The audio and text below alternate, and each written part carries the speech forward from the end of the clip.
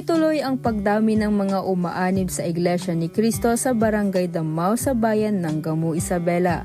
Dahil dito, pinagtibay ng pamamahala ng Iglesia na patayuan ang dako ng isang mas maganda at modernong gusaling sambahan, kung saan patuloy na maisasagawa ng mga kaanib ang kanilang mga paglilingkod at pagsamba sa Panginoong Diyos.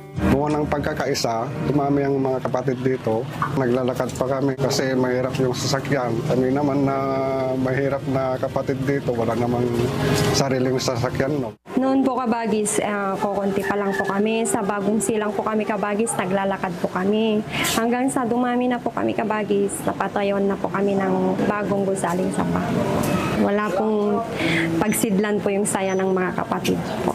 Itinalaga ang bagong gusaling sambahan ng lokal ng Damao, Distrito Eklesyastiko ng Isabela West.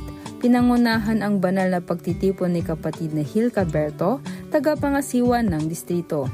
Dito'y sinasagawa ang pagsamba sa Panginoon Diyos, pagpupuri na nagbibigay sa Kanya ng kalwalatian, at dito rin idinudulog ng mga kapatid ang lahat ng kanilang mga suliranin at kanilang mga kahilingan, sapagkat sumasampalataya po kami sa pangako ng ating Panginoon Diyos na Siya ay makikinig at sasagot sa panalangin ng Kanyang mga hinirang. Kinasabikan ng mga kapatid sa buong distrito, lalo na sa lokal ng Damao, ang natatanging okasyong ito. Sinasampalatayanan nila na sa banal na dakong ito, patuloy nilang tatanggapin ang mga biyayang espiritual na kaloob sa kanila ng Panginoong Diyos.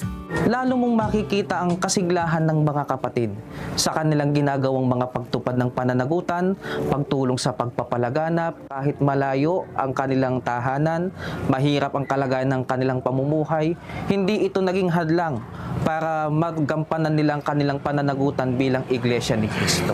Humanga rin ang mga hindi kaanib sa iglesia sa bagong dako ng pagsamba, tulad ni Mrs. Rachel Aduca ng isang elementary school teacher. Mas malaki na yung naipatayo ngayon. Kumbaga, mas matatag na at mas marami na ang kayang-kayang i-accommodate na magsasamba. Nararamdaman namin yung kabaitan ng pamamahala natin. Talagang nakita nila yung pangailangan ng lokal namin. Wala na akong masabi sa pamamahala, talagang mahal na kami. Nananalig din ang mga kaanib na kapag dulot sila ng kalwalhatian at kasiyahan sa Panginoong Diyos.